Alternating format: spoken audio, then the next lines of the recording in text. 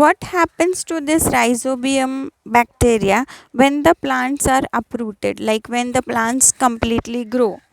Leguminous crops, when they grow and they are harvested, then what happens to the roots in which this rhizobium is present?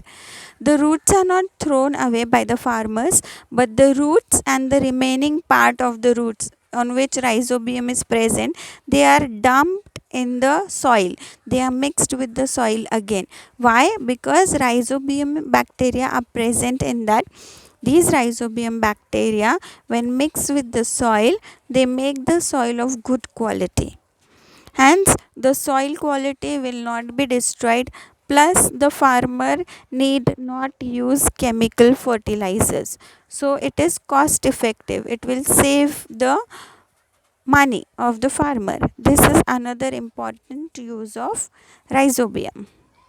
Nowadays, a new technique has been developed where these rhizobium bacterial solutions are used for making seeds of better quality. So, what is done is seeds are coated with rhizobial solution or powder. Rhizobial solution means rhizobium bacteria mixed with some clean pure water, some base, or rhizobium are converted into powder form, and then these seeds are coated with them.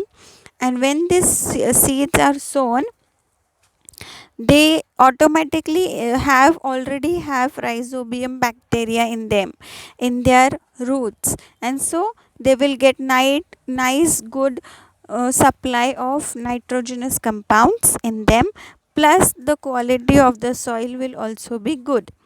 So these rhizobia which are used on the seeds which have rhizobial solution, they are called as rhizobial inoculation.